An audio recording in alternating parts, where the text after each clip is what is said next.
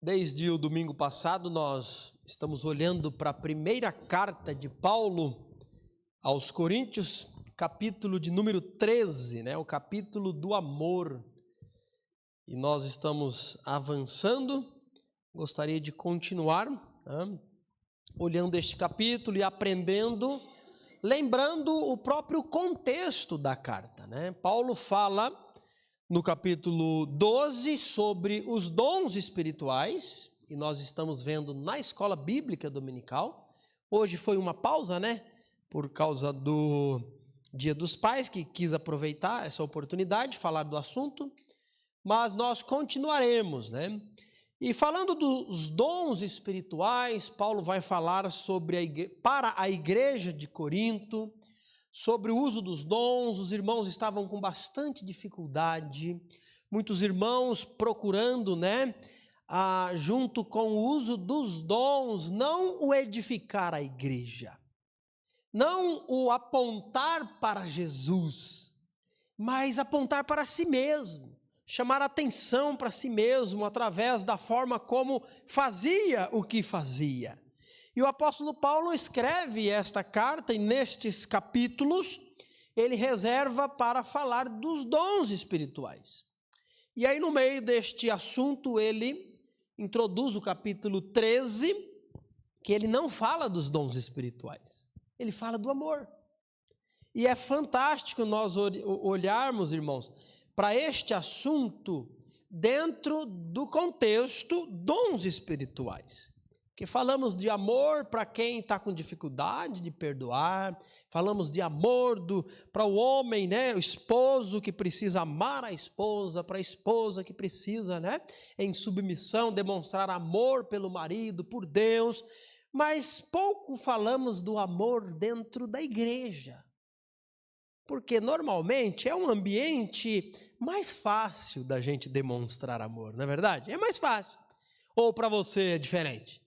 Onde que você demonstra, através das suas atitudes, amor com mais facilidade? Aqui ou no trabalho? Aqui ou em casa? Em casa é difícil,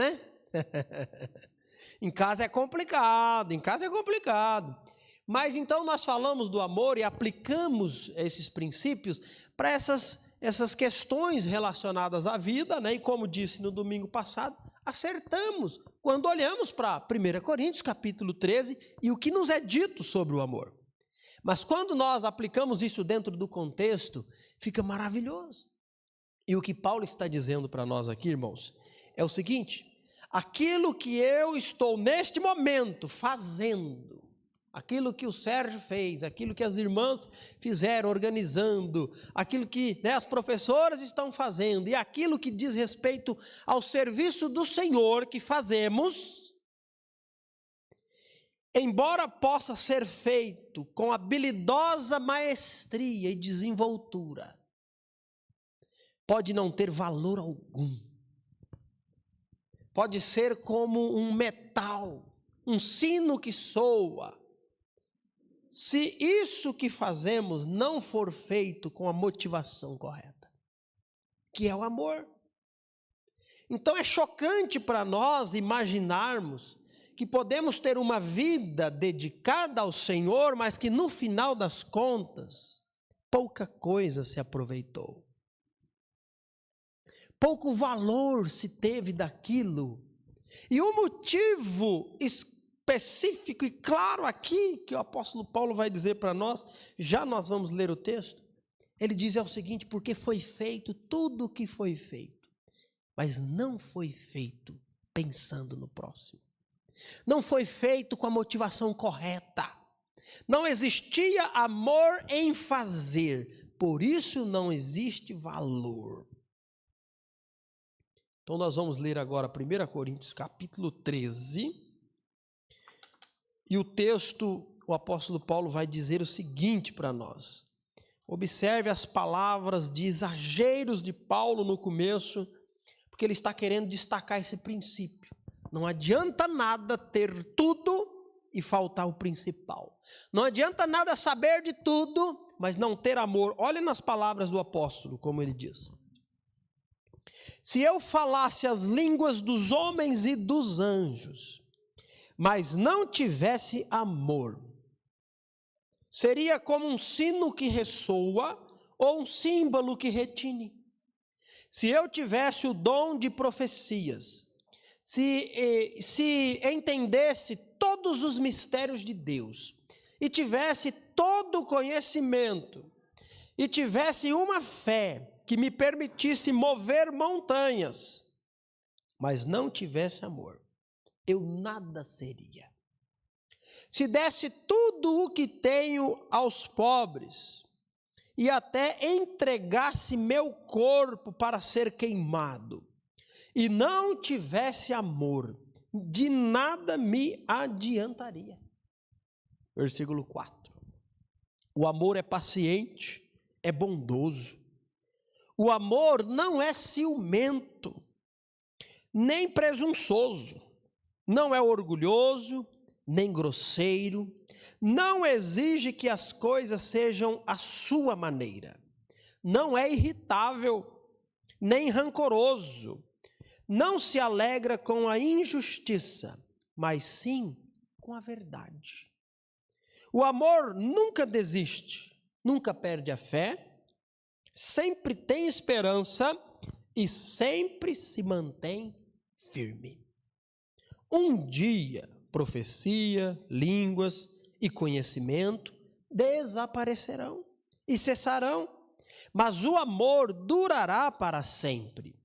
Agora, nosso conhecimento é parcial e incompleto, e até mesmo o dom da profecia revela apenas uma parte do todo. Mas quando vier o que é perfeito, essas coisas imperfeitas desaparecerão. Quando eu era criança, falava, pensava e raciocinava como criança.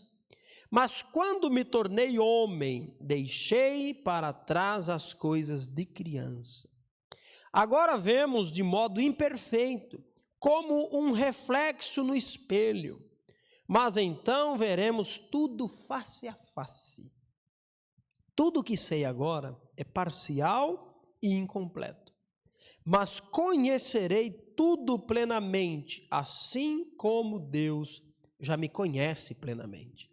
3 coisas, na verdade, permanecerão: a fé, a esperança e o amor.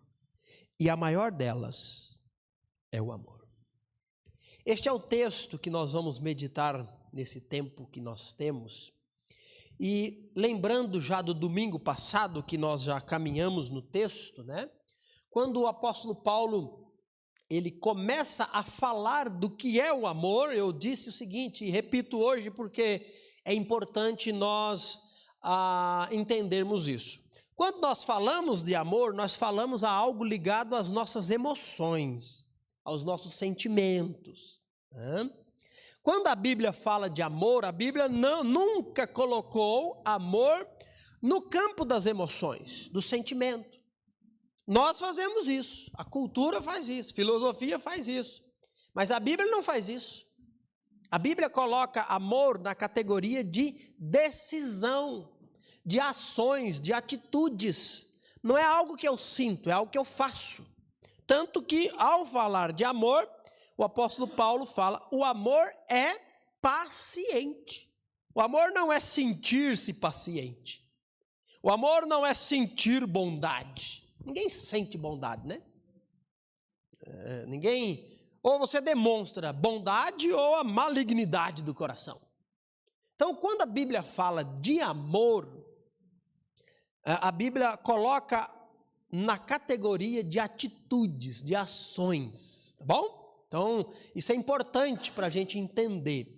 Disse também no domingo passado que quando fala-se de amor, existem algumas palavras diferentes para falar de aspectos diferentes. Então, existe, né, a palavra eros para falar do amor que um pode ter pelo outro, no sentido de atração. Deus colocou em nós um desejo pelo sexo oposto, e essa palavra eros traz a ideia para nós do amor erótico. Essa palavra existe, porém ela não aparece na Bíblia. Mas o princípio do amor que o esposo tem pela esposa, da esposa pelo esposo, no âmbito do casamento, nós entendemos muito bem, tá? Esse aspecto. A Bíblia usa uma palavra para falar do amor filéu, que é do relacionamento que temos pela amizade, pela confiança, com não todas as pessoas, né, mas com algumas pessoas.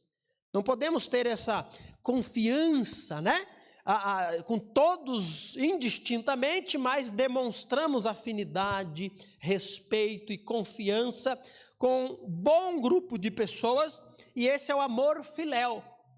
Quando a Bíblia vai falar do amor aqui em 1 Coríntios, como na maior parte das vezes, a palavra escrita aqui é ágape, ou conforme, né, Rony? Como é que é? Agape. O Rony falou, ele é agape ou ágape, né? Vamos falar agape, pronto, né? Então tá bom. Essa é a palavra bíblica para falar de amor. E este amor, ele não é a demonstração de um sentimento, mas de uma atitude. Deus prova o seu amor para conosco quando? Quando ele envia Jesus Cristo para morrer por nós, sendo nós ainda pecadores. João vai escrever, nisto consiste o amor. Não que tenhamos amado a Deus, mas que ele nos amou e enviou seu Filho para morrer por nós. Então a Bíblia fala do amor agape, né, como uma atitude demonstrada não levando em consideração o que eu posso receber de volta dessa pessoa. O que me pode fornecer essa pessoa? Não, este amor, ele não é um amor nesse âmbito, pelo contrário. É uma decisão que eu tomo de fazer o que precisa ser feito, porque é o que Deus disse para fazer. Porque é o correto a ser feito. E aí Paulo vai definir esse amor. E ele vai dizer para nós, o amor é paciente. Essa palavra paciência aqui, ou paciente, né? Sempre está ligado a ter paciência com as pessoas e não com as circunstâncias. A Bíblia fala de paciência nas circunstâncias, nas provações, nas tribulações, mas usa outra palavra. Essa palavra aqui, quando Paulo usa o amor, volta lá a Fernanda, o versículo 4. O amor é paciente. Essa palavra em específico refere-se à paciência com as pessoas. E é exatamente esse o contexto. Escrevendo para a igreja, o assunto uso dos dons espirituais, um pisando no outro, um querendo, né, aparecer mais do que o outro. Na ceia, uns comiam, outros ficavam sem participar. Um irmão processando o outro na questão jurídica externa. E Paulo diz, não tem ninguém maduro na igreja para decidir as coisas. Vocês estão envergonhando o nome de Cristo com isso. Pecados horríveis na igreja. Então o relacionamento na igreja de Corinto estava faltando o quê? Dons espirituais. Não faltava nenhum. Faltava amor. E Paulo diz, o amor é paciente. Se lida e se convive uns com os outros, ele diz, é com paciência, é com bondade. Bondade, né, irmãos, nós sabemos, é demonstrar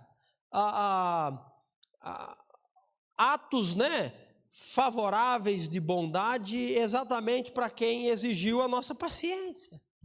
É fácil ser bom para quem é bom com a gente. Moleza, isso é tranquilo. Agora, ser bondoso com quem pisou em você, com quem te cutucou, com quem te feriu, isso é agape. Isso é amor. É isso que é exigido. Paciência. Paciência aí traz a ideia de longanimidade. É uma pessoa que não se explode rápido e fácil. O amor nos livra disso. Tá? E aí, continuando aqui, nós vamos ver algumas outras palavras que o apóstolo diz, vamos trabalhar elas e aplicar para nós, e continuar. Tá? E ele vai dizer o seguinte, olha, versículo continua e diz, o amor não é ciumento. O amor não é ciumento. Quando a palavra ciúmes aparece, ela tem um certo aspecto, eu estou falando de maneira geral em outras passagens, né? Existe um aspecto positivo com essa palavra. A Bíblia diz que em nós habita o Espírito de Deus e esse Espírito tem ciúmes. Deus é um Deus que tem ciúmes. Então, nesse sentido, a palavra ciúme, ela traz a ideia de zelo. Deus é um Deus zeloso.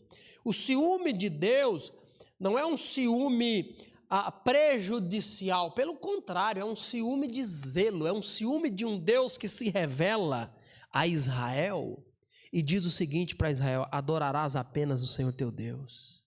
Israel, não se dobre diante dos deuses dessa nação. Israel, não divido a minha glória com ninguém. Israel, você é meu, Israel. Eu te redimi, eu te comprei. É o que Pedro vai dizer para a igreja, né? Vocês são propriedade exclusiva de Deus. Deus tem ciúmes da sua propriedade. Então, em certo sentido, a palavra ciúme, dependendo do contexto, ela traz o aspecto positivo. Aqui em Coríntios, quando Paulo fala que o amor não é ciumento, é num aspecto negativo. A ideia aqui é que ele está falando sobre a inveja. Existem várias outras versões, né? E traz essa ideia para nós, de que o amor, ele não é invejoso. Irmão, se tem uma coisa presente dentro de cada um de nós, é a dificuldade que nós temos de alegrar-nos com o sucesso dos outros. Sabia disso? Isso aqui está aqui, ó. E está aí também, tá? Porque o nosso coração é pecaminoso. É mais fácil para nós chorar com quem chora do que se alegrar com quem se alegra. Sabia disso? É mais fácil. Olha, a nossa sociedade é assim, sempre foi e sempre vai ser, porque o pecado existe dentro do nosso coração. Você não precisa ter inimigo necessariamente declarado. Você precisa ter sucesso para você ter problema. Basta você ter sucesso. Qualquer ramo da vida aí, os caras vão perseguir. Então, assim, de certa forma, isso existe dentro de nós e existe dentro da igreja de Corinto. E existe dentro da igreja em Moraes Prado. Sabe por quê? Porque nós estamos aqui. E Paulo está dizendo para nós, olha, o verdadeiro amor, ele não é invejoso. Não inveja. E aí vamos trabalhar os desdobramentos disso, né? Vamos pensar aqui sobre essa questão aqui da inveja. E eu penso que inveja entre nós não é no sentido de querer ter o que é do outro, não. Mas talvez a dificuldade de celebrarmos a vitória do outro, o sucesso do outro, né? Então, isso existe dentro de cada um de nós, porque, como disse, somos pecadores. E onde existe o amor, isso deve ser bem reduzido, né? Essa semana eu passei uma dupla experiência nesse aspecto aqui que pude lembrar. Quarta-feira chegou lá do Mato Grosso, né? Um caminhão carregado de café, não foi? E nós estávamos em 10 para descarregar. Nem todo mundo pôde, né? Nem todo mundo foi planejado de estar, mas eu já ficou e já nos atracamos aí, né, Pedro? Com um bocado de saco de café e desce. Mas assim, a minha alegria foi a alegria de cada um dos irmãos. Visível. No outro dia, a dona Devani, acho que sexta-feira, né, irmã Devani, apareceu em casa. Claro que eu quis mostrar os sacos de café para ela. Claro que eu quis, né? E a irmã Devani, né, eu me recordo das palavras, né? Mais ou menos a ideia parafraseada. Ela falou, como é bom, né, ver o fruto do trabalho, no sentido, a bênção de Deus, de uma colheita, de um plantio feito lá atrás, em 2023, já produzindo. Irmãos, alegrar com quem se alegra é o fruto do agir de Deus nas nossas vidas. Aí na quinta-feira eu tive a oportunidade de ir com o Dernival. Cadê ele? Não estou vendo ele. Tá de pé aí. Quinta-feira eu fui junto com o Dernival para receber. A Luziane estava trabalhando, né? Não pôde ir, fui junto para receber o carro novo do Dernival. Né? E aí eu estava com a intenção da seguinte coisa: eu vou voltar para buscar as crianças na escola. Falei, Dernival, vamos de moto? Que daí eu volto de moto. Vamos. E assim, faz tempo que eu não ando de moto, mas eu sou motoqueiro, né? O pessoal fazendo assim e eu atrás fazendo assim também, né? Sem dificuldade, né? Parece que tá no sangue, né? Mas enfim, e a ida de moto era para voltar a tempo. Só que quando eu cheguei lá, eu mandei uma mensagem para a Suzana: vai de Uber, busca as crianças, que eu vou ficar aqui, não vou ir não, né? Por quê? Porque o homem lá ia apresentar todas as coisas do carro. E esse botão faz isso aqui faz isso aqui faz isso, né? E eu pude compartilhar da mesma alegria do Dernival. E olhar para aquilo e dizer: louvado seja o Senhor. É somente Deus para proporcionar para um baiano simples como o Dernival, né? Algo dessa magnitude, irmãos. E a igreja de Corinto não estava tendo isso. A igreja de Corinto estava com dificuldade de olhar para a bênção de Deus na vida de alguém e reconhecer e louvar o Senhor junto. Então, quando Paulo diz para nós que o amor não é ciumento, não é invejoso, essa é a ideia, eu penso que para nós se aplica da seguinte forma: vamos pensar dentro do contexto, né? Do contexto da igreja, do viver da igreja. O que seria, né, a inveja, ou permitirmos, né, essa dificuldade ser aflorada dentro de nós? Quando o dom, o ministério recebido da outra pessoa nos incomoda. Isso aí é esse ponto aqui. Quando alguém recebe uma oportunidade que eu gostaria de ter, eu gostaria de fazer isso, mas a outra pessoa que está fazendo, ao invés de louvar a Deus junto, o que é que a falta do amor faz? Retrai-nos, né? E a gente se fecha, ao invés de somar. Ao invés de, né, nos alegrarmos e somarmos juntos, a gente fica nutrindo o sentimento de que, se fosse comigo, estaria bem melhor do que está. Às vezes temos dificuldade porque damos ideias e as minhas ideias não são ouvidas, acolhidas. Mas a ideia do fulano, o que falar parece que... O que é isso? Falta de amor. O amor não é invejoso. Quando falta amor, nós vamos ter ciúmes uns dos outros. Isso que está acontecendo na igreja de Corinto, irmãos. É exatamente isso. Nós não conseguimos nos alegrar com a honra que o outro recebe. E aí Paulo diz mais o seguinte, Paulo avança aqui e diz para nós: o amor não é presunçoso. E a versão NVT escolheu uma palavra difícil para nós, presunçoso, né? O que é presunçoso? Aí você vai ler outras versões aí. O amor não se ufana. Ixi, não ajudou não, né? A ideia aqui é... Aí tem outras versões que o amor não se vangloria. Essa é a ideia. Está tudo certo. São sinônimos da mesma palavra. E o meu papel é explicar exatamente isso, né? Então, a ideia de que onde existe o amor não existe ciúmes, também não existe vanglória, ou ufanar-se, né? Qual que é o sentido disso? Ufanar-se é estar cheio de vento. é cheio de vento. Vanglória, vangloriar-se, é se encher de vento. Então, outros sinônimos mais próximos de nós. A palavra aqui traz a ideia de alguém que se gaba. Eu sei onde cada um vem aí das terras, né? Mas em vários lugares do Brasil, alguém que se vangloria, que não é uma palavra que nós usamos no dia a dia, né?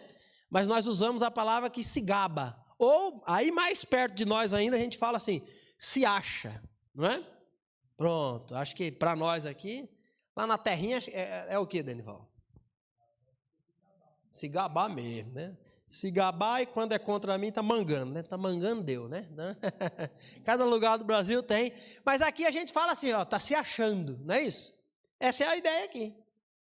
Que o amor não permite com que eu me ache. Então, me ache superior, me ache melhor.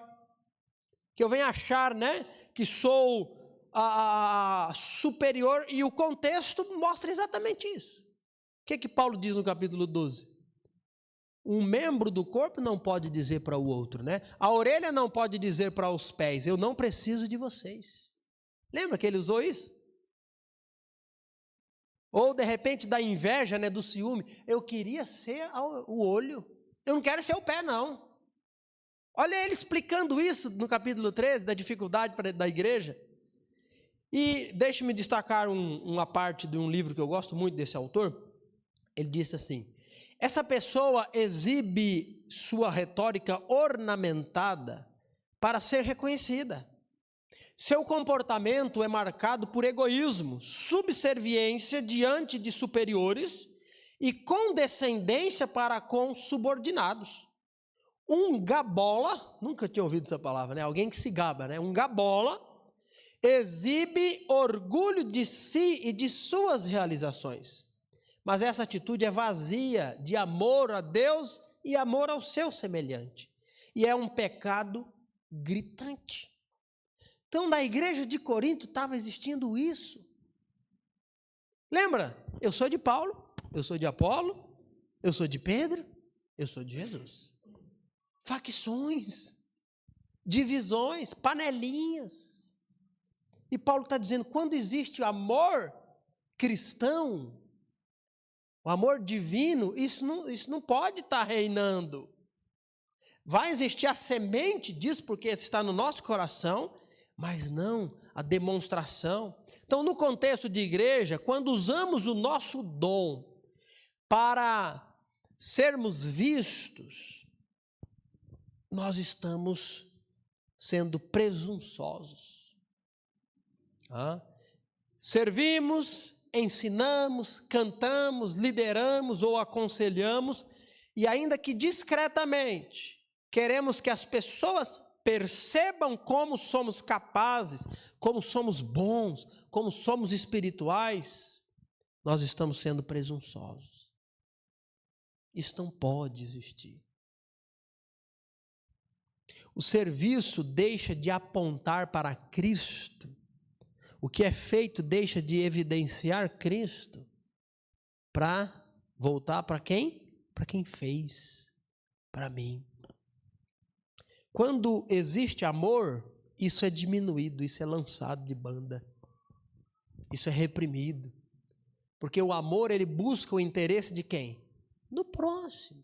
É a edificação do próximo, é a glória de Deus. Eu faço parte disso apenas por ter recebido o dom e estar usando. E preciso fazer com a motivação correta. E aí o apóstolo Paulo avança mais um pouquinho e diz assim para nós: o amor não é orgulhoso. A presunção e a arrogância caminham de mãos dadas. Não tem alguém que é presunçoso e não é orgulhoso, não é arrogante. Porque o amor é o exato oposto do orgulho. Se há falta do amor, há a presença do orgulho. E todos nós temos isso em alguma medida dentro do nosso coração. Aqui não se trata de quem tem orgulho e quem não tem orgulho. Não é isso. Se trata de o quanto de espaço eu estou permitindo do orgulho estar emanando do meu coração. E aí Paulo diz, quando o amor está presente, ele diz, ele é paciente e benigno. Quando essas atitudes estão presentes, falta o amor. E aí ele começa, né?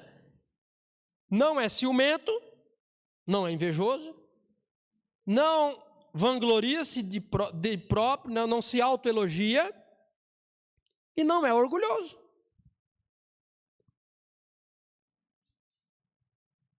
Quando nós pensamos no contexto de igreja, como que seria essa dificuldade? Algumas questões para a gente pensar. Quando começamos a acreditar que o nosso dom nos torna mais importante que os outros. Isso é a presença do orgulho. Não é exatamente isso, Corinto? Um tinha o dom de línguas. E aí ele queria falar sem interrupção nenhuma. O outro está revelando, dom de profecia. E aí Paulo vai organizar isso. Olha a bagunça. E o outro, né? A interpretação do que era dito. E assim por diante. Curas, milagres e tudo aquilo. E Paulo diz o seguinte para nós. Que o amor, a presença do amor, afasta o orgulho. E o orgulho no contexto da igreja está dentro do nosso coração quando eu começo a achar que eu sou bom mesmo, viu? Não é por nada não, mas se eu tiver o negócio vai. Oh, que desgraça que pode acontecer na vida de uma pessoa que serve a Deus. É achar que ele é insubstituível. Não tem ninguém aqui, irmãos, a começar de mim, que se faltar domingo que vem, a vaca foi para o brejo. Não, de jeito nenhum.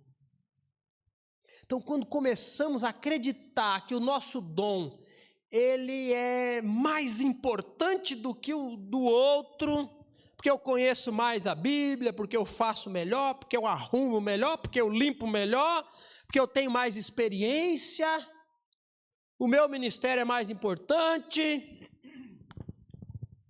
É o orgulho. E Paulo está combatendo isso na igreja de Corinto. Ou quando nós achamos que a igreja, né, como já falei, precisa de nós. Eu não vou domingo que vem e por isso vocês vão estar em grande falta. Coitado. Não venha não.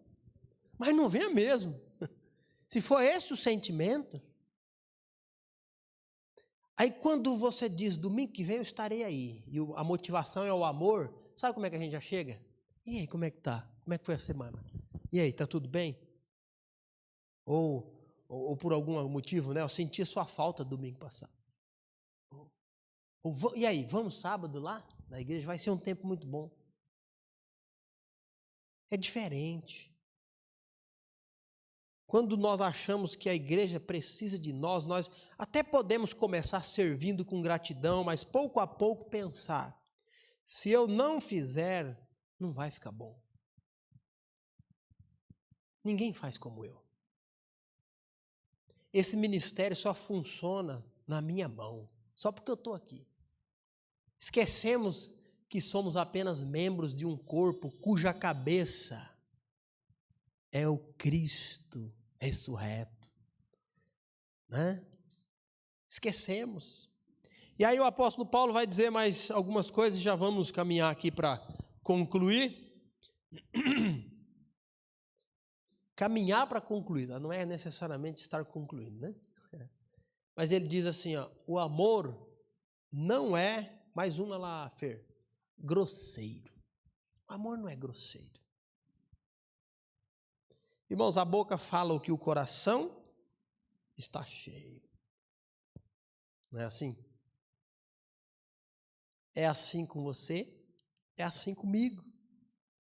E quando eu preciso sondar o meu coração mais, sabe como é que eu sei? Pela minha boca. Sabe como que eu sou lembrado? Eu estou falando do contexto de casa, né? Sabe quando que eu sou lembrado? Que às vezes eu estou com o coração muito cheio de algumas coisas? Pelo falar. Pela forma de falar. E aí o apóstolo Paulo está dizendo, olha, onde tem o amor, a aspereza, a grosseria no falar, ela diminui. Né? Porque o ser grosso, arrogante, áspero, revela um coração que precisa ser inundado por amor. O amor de cristão. E aí exemplos na igreja de que de repente isso possa acontecer. Tratar com impaciência alguém que tem dificuldades. Né? Dificuldades para aprender, para mudar, para servir. Fazer, às vezes erramos e somos mais ásperos numa crítica que é feita. Não é? Isso é fácil. Difícil não é necessariamente falar a verdade. Difícil é falar a verdade em amor.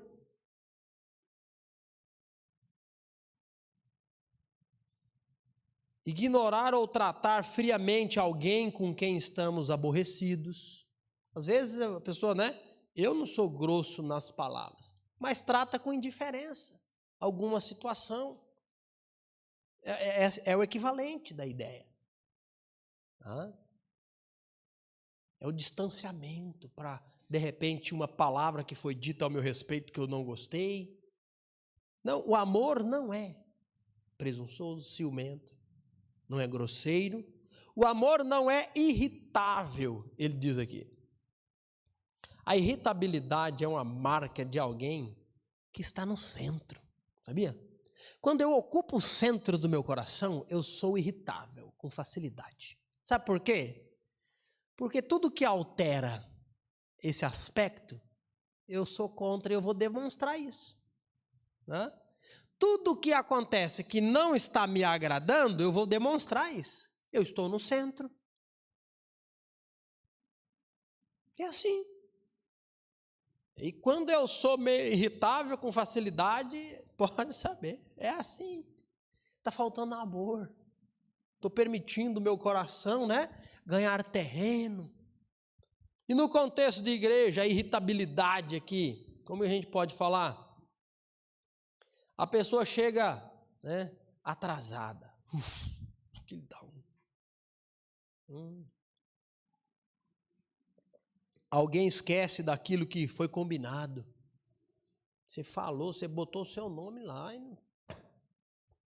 A gente fica lá na roça, lá, cuspindo fogo, Fica que nem... A irmã, o irmão fez a mesma pergunta pela terceira vez para mim já. Eu vou tomar banho, o cara fica assim, Irritabilidade. Alguém que de repente muda o horário, programação, de repente você nem ficou sabendo, ou foi avisado em cima da hora, Mas como que... O voluntário falta, O irmão que foi escalado para resolver aquilo, faltou. E só faltou, não mandou ninguém no lugar dele, não. E nem avisou. Tá curtindo, não dá nem para puxar, O amor não é irritável. Eu não estou dando licença aqui, para você faltar, chegar atrasado. Não. Só estou falando que a reação a essas coisas pode demonstrar falta de amor. Quando isso me irrita demais. Quando isso é um problema para mim. Quando isso me faz olhar para você e tratar com indiferença. Falta de amor. E a última coisa hoje. O amor não exige que as coisas sejam feitas à sua maneira. Esse aspecto aqui é fantástico. A ideia aqui, o amor, ele não busca os próprios interesses. É interessante notarmos isso, porque buscar os próprios interesses é exatamente aquilo que eu faço. É exatamente aquilo que no piloto automático você faz. Sabe por quê? Porque nós buscamos o nosso interesse. nós nos amamos, nós cuidamos de nós prezamos pelo nosso bem-estar. Não fazemos isso? Claro que fazemos. Ninguém se maltrata. Antes, cada um cuida de si mesmo. Então, buscar o próprio interesse já é algo que está em nós. Só que quando nós olhamos, os desdobramentos disso, o apóstolo Paulo diz, o amor, ele busca exatamente o interesse do próximo, do outro. E por isso que a demonstração do amor é da seguinte forma: não exigir que as coisas sejam feitas do meu jeito. Porque se eu exijo que seja feito do meu jeito, eu estou fazendo o quê? Exatamente buscando o meu interesse, o que me agrada, o que me satisfaz. E no contexto de igreja, o que a gente pode pensar? Quando nós achamos que, eu acho que o culto deveria ser desse jeito, assim.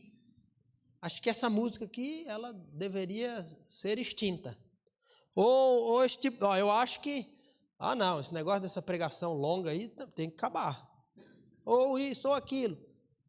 Só estou dando exemplos soltos assim, não temos vivido nada disso, mas para ilustrar o quê? Que quando nós exigimos ou queremos que aquilo que eu quero seja feito e eu estou disposto a me desgastar por isso, Paulo diz, o amor não exige que seja feito do jeito seu. Isso é uma questão essencial. Se amor é levar o próximo em consideração, então o meu jeito não precisa ser assim. Ter opiniões e convicções não é errado, irmãos. Não. O problema começa quando nós transformamos nossas preferências em exigências. Esse é o ponto. E ficamos descontentes quando os outros não fazem o que nós queremos. É isso que Paulo diz. Nesse caso, o amor não exige que seja feito à sua maneira. No domingo que vem nós vamos continuar, nós vamos parar aqui, mas eu finalizo dizendo o seguinte: cumprir essas exigências do que seria esse amor não é algo possível para nós. Então, assim, quando nós olhamos, Deus estabelece um padrão de amor tão elevado que nenhum de nós, por nós mesmos, somos capazes de atingir. Não somos. Porque nós somos egoístas, orgulhosos, voltados para nós mesmos. Só que Deus é tão maravilhoso que Ele não exige de nós isso sem antes nos capacitar para isso. O próprio Deus, na pessoa de Cristo Jesus, nos amou. Não porque éramos bonitos, atraentes, ou porque poderíamos oferecer algo interessante para Ele. Não, Ele decidiu nos amar. Então, Ele não exigiu que as coisas fossem feitas à sua maneira. Jesus Cristo abre mão da sua realidade celeste, sem deixar de ser Deus, e de uma maneira humilde vem a esse mundo. Ele nos amou. E Ele se entregou por nós. Então o amor divino é derramado em nós e muda o nosso coração. A Bíblia chama isso de novo nascimento, de conversão. E agora, para quem Ele salvou, para quem Ele regenerou, para quem Ele derramou desse amor, Ele diz assim: amarás o Senhor teu Deus de todo o teu coração e amarás o próximo como a ti mesmo. Então, irmãos, nós podemos amar dessa forma porque Ele nos capacitou para isso. Aí a pergunta, sim, agora faz sentido. Você tem amado assim? Você tem se esforçado? Capítulo 12, dons espirituais. Capítulo 13, capítulo 14, dons espirituais. Capítulo 13, amor.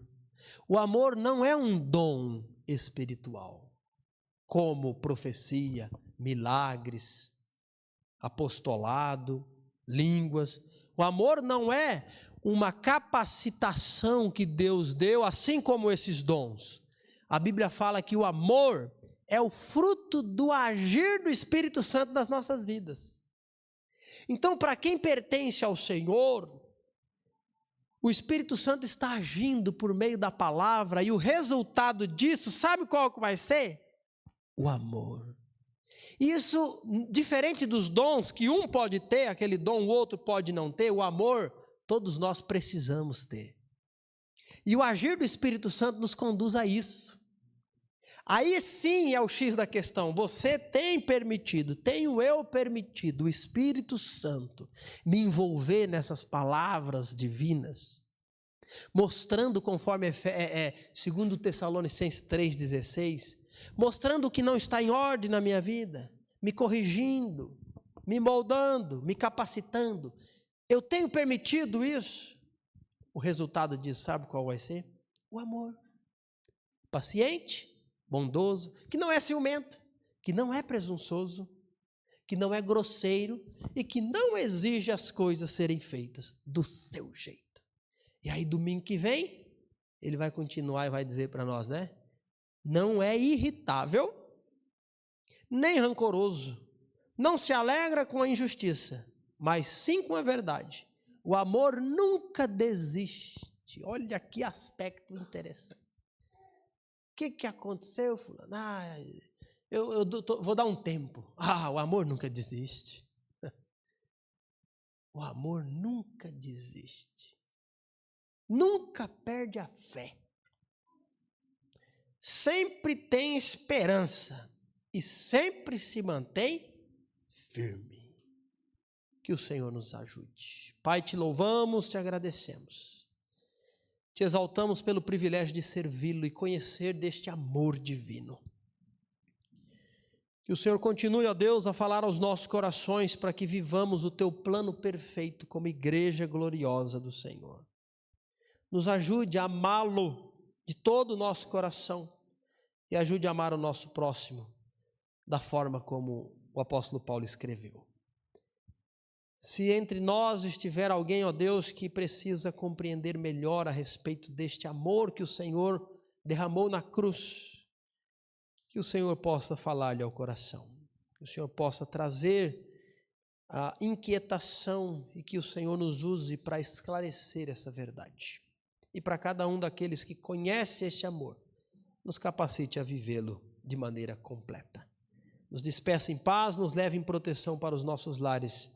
Esta é a nossa oração no nome santo de Jesus. Amém.